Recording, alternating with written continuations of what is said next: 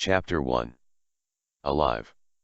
We move quietly into the abandoned structure, an old 3-story building once strong, made of large blocks and plastered. It has seen better days. Large holes from the ravages of the war have blown out huge holes sporadically through the structure. Inside, Rick and I climb shaky stairs, more than once leaping missing steps, careful to step close to the wall lest we fall. On the roof, we secure 2 ropes for a quick departure down to the 2 motorcycles we came on. I take up a position face down, feet against a crumbling chimney, my .338 Lapua Magnum resting on hastily filled sandbags. Through the 60 power scope I scan the town in front of me, Rick looking for targets and threats with binoculars to my left. Then I spot a man with a rifle-propelled grenade or RPG. I suck air as it's readily apparent he's only a child, maybe 12 years or so old. My inner conflict clears just as he steps behind a solid wall out of sight. Rick whispers, "What are you waiting for? The others will be here any minute. That ass can take out a Hummer." I take a deep breath. I didn't have time to range him. He steps out again, he's dead. Rick sneers, "Well, he damn well better be. We're here to take those threats out before the squad arrives." I look at 2 men leaning against a building, one lighting a cigarette. I know, bud, this ain't my first rodeo. I close my eyes, see mental flashes of bodies dropping, remembering the 100+ kills over the past year and a half. I shake this off. Pull yourself together, man. I resume scanning the target-rich area. I see the boy start to walk across the narrow street, the RPG carelessly on his shoulder. I look at the smooth face, click off the safety, take a breath, exhale slowly, then squeeze the trigger. The rifle barks, immediately the skull explodes and the boy drops in the dirt. Then all hell breaks loose as several automatic weapons bark rounds in our direction. These scatter through the town, none coming anywhere near us, since we are almost a kilometer away. The rangefinder had the boy just over 900 meters. Rick barks, 2 on the left side, 3rd building past the RPG, they gonna try and recover the weapon. I see them darting from house to house, aim slightly higher, exhale as a man steps from the building. I squeeze off around, he staggers, falling in the dirt. Then I take out his companion. Rick grabs my arm. "Oh, fuck, there's a bunch at the edge of town, sandbags, look like a mortar position." I look through the scope, then see what he does, then a puff of smoke announces the mortar firing. I lift the crosshairs so the man at the mortar is just visible on the bottom of the scope, squeeze off around. Rick barks, just over his head. I lower, squeeze off a 2nd round. Rick chuckles, "Got him, oh shit, look out." The first shell explodes maybe 50 meters to our front, the shaky building shudders, the impact throwing dirt and rocks in the air. I duck awaiting the second. It impacts the building under us, shaking the weakened structure. Rick exclaims, "Damn it, they're getting our range." I get back on target, squeeze off around just as a shell puffs from the mortar, the shooter drops wounded. Then the roof shakes, the sound deafening even with my earplugs. Bricks from the chimney fall on my legs. I feel shrapnel tugging my jilbab wrap. Rick lurches forward a good foot. I look back, see his legs are gone, along with most of his hips. I turn him over, look in his eyes. He spits blood. "Tell Millie I love her." I start to answer, "I." His eyes go blank, his face suddenly gray. "I will, buddy." I use my fingers, close his eyes, take our 4 grenades, remove the pins, roll his body on top of the armed devices. I take our weapons and drop off the roof. I hear the sporadic distant fire as the squad enters the village. I barely get the bike moving away from the building as mortar shells turn it to a pile of rubble. I head for the pre-arranged pickup spot, a clearing to the west of town. I see a helicopter coming in, speed up to reach in time. I stop short, dropping the bike still running on its side, run for the copter. As I climb in I feel the burning of bullets on my back, then hear the obvious sound of an AK-47, ugh, the light dims away. I wake up, feeling numb. Did I die? I was hit with bullets several times, my mind's fuzzy. I feel the cool air, I'm in a bed, then I smell the aromas of the hospital, damn it. I just crack my eyelids, see the white sterile room, hear soft voices, there's a tube in my right arm, and I feel cuffs on my wrists, then the door slides open, a nurse looks at me, then behind her, yep, he's coming round, call Doc Marvin. I was dreaming, reliving the past. I'm still squinting, looking around without moving, see machines monitoring me, how long? Then I hear a chair move to my right, see her red hair, instantly I know it's Sandy. She smiles, welcome back lover.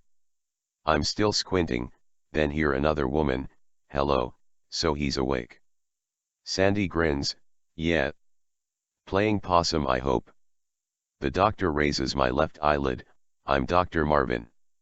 Sheila, she flashes a light blinding me, pupils responsive, can you hear me? She flashes the right eye.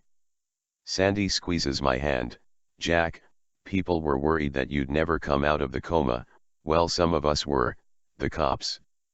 I don't believe they care either way.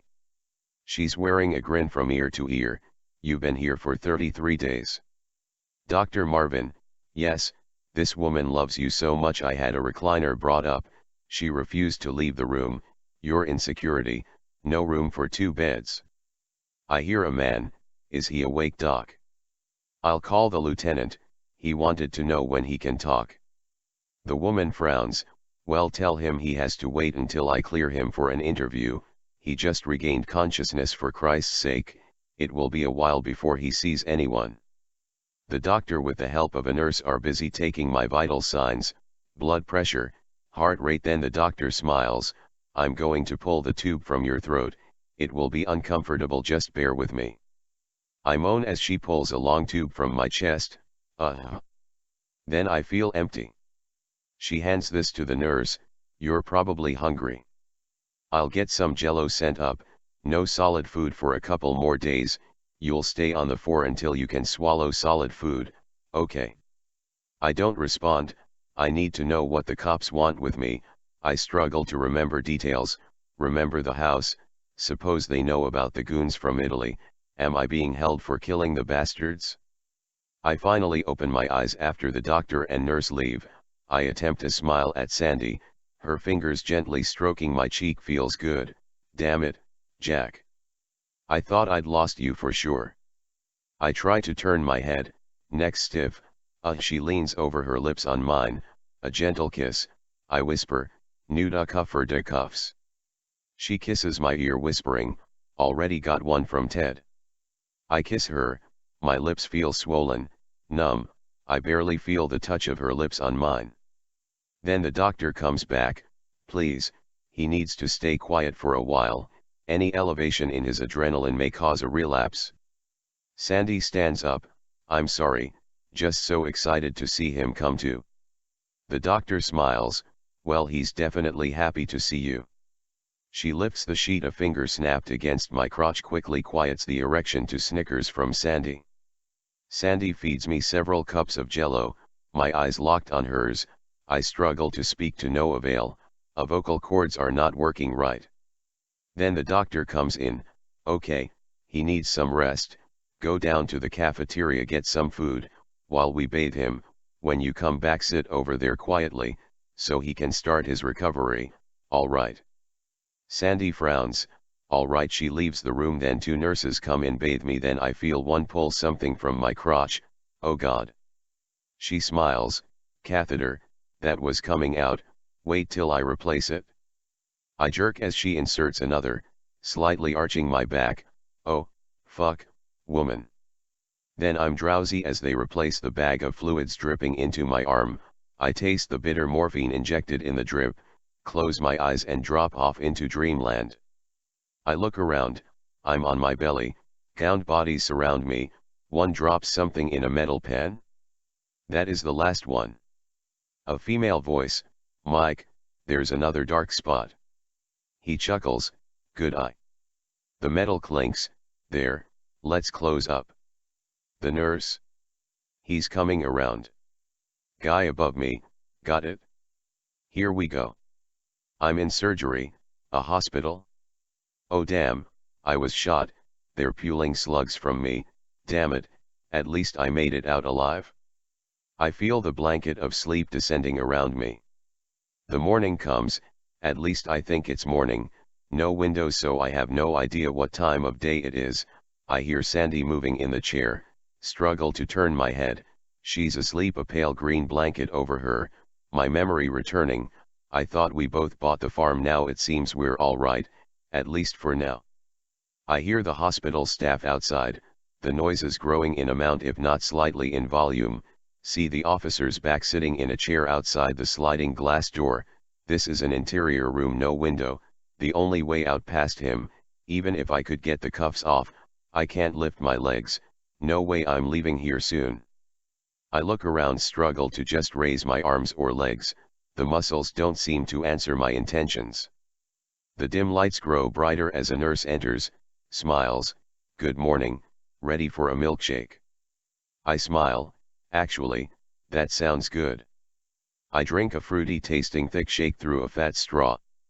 Sandy stirs, then sits up, "I'll feed him." The nurse smiles, "All right. I'll call for some breakfast for you." I look at her, "Could I get some coffee?" I'm finished with the doctor's morning exam, when the door flies open. "Document." I said I need to talk with him. "Now." Doc Marvin frowns, "Lieutenant Mallory." I said you can talk to him when I cleared him. I managed to grasp her arm, "It's all right. I'll talk to him." She looks at me, "You sure?" I nod. She gets in the cop's face, "Do not upset him, you understand me?" He grins, "You got it, Doc." I watch her leave after glancing at me and hands me a call button.